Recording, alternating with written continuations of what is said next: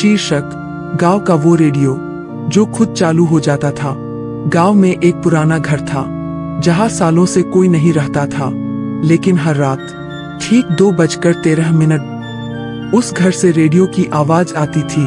डरावनी बात क्या थी, उस घर में बिजली का कनेक्शन ही नहीं था। गांव वाले कहते थे, उस रेडियो को जिसने भी सुना उसके साथ कुछ बुरा हुआ।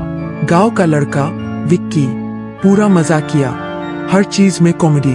उसने कहा, भाई बिना बिजली के रेडियो चल रहा है, ड्यूरासेल का ब्रांड एम्बेसडर होगा। उसका दोस्त सोनू बोला, मजाक मत कर, मेरे चाचा गए थे वहां, अगले दिन से अजीब बातें करने लगे थे। विक्की हंस पड़ा। लगता है तुम्हारी चाची ने डांटा होगा। रात का डिसीजन। उस रात विक्की अकेला उस घर में चला गया, हाथ में टॉर्च और पॉकेट में फोन। घर के अंदर घर पूरा धूल से भरा था, पुरानी तस्वीरें, टूटी कुर्सियां और बीच में रखा था एक पुराना काला रेडियो। विक्की बोला, इतना पुराना रेडियो, इसे देखकर तो मेरे फोन ने भी रिस्पेक्ट में हैंग होना स्टार्ट कर दिया। अचानक ठीक 2:13 रेडियो अपने आप चालू हो गया, कर और फिर एक आदमी की आवाज आई, क्या कोई सुन रहा है? विक्की जम गया। अगर कोई ये सुन रहा है तो तुरंत यहाँ से निकल जाओ। फिर अचानक आवाज बदल गई, अब वो बहुत भारी हो चुकी थी। विक्की ने रेडियो बंद करने की कोशिश की, लेकिन वो बंद ही नहीं हुआ। उल्टा आवाज और तेज हो गई। अब रेडियो पर सॉन्ग्स नहीं, बल्कि विक्की की अपनी आवाज आने लगी। मुझे बचाओ, वो मेरे पीछे खड़ा है। विक्की का चेहरा सफेद पड़ गया। पीछे कौन था?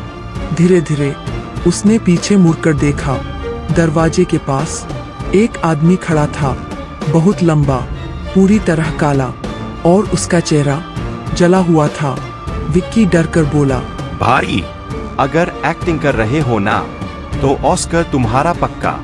वो चीज धीरे धीरे उसकी तरफ बढ़ने लगी, सच सामने।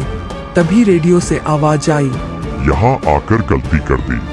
बहुत साल पहले इस घर में आग लगी थी और जो आदमी मरा था वो आज भी किसी का इंतजार कर रहा है। विक्की पूरी ताकत से भागा, लेकिन घर का दरवाजा बंद हो चुका था। रेडियो अब बहुत तेज बज रहा था और हर तरफ वही आवाज, रुको, हमें अकेला मत छोड़ो। वो काला आदमी अब विक्की के बिल्कुल सामने था। उसने धीरे से अपना हाथ विक्की के कंधे पर रखा और फुसफुसाया, अब तुम सुनोगे। अचानक पूरा घर अंधेरे में डूब गया। अगली सुबह गांव वाले घर के पास पहुंचे तो दरवाजा खुला हुआ था। अंदर कोई नहीं था, बस वो पुराना रेडियो चल रहा था और उसमें से एक नई आवाज आ रही थी, कोई है, मुझे बचाओ। वो आवाज विक्की की थी। मोरल, हर पुरानी चीज बेकार नहीं होती, कुछ चीजें अपना अतीत कभी नहीं छोड़ती।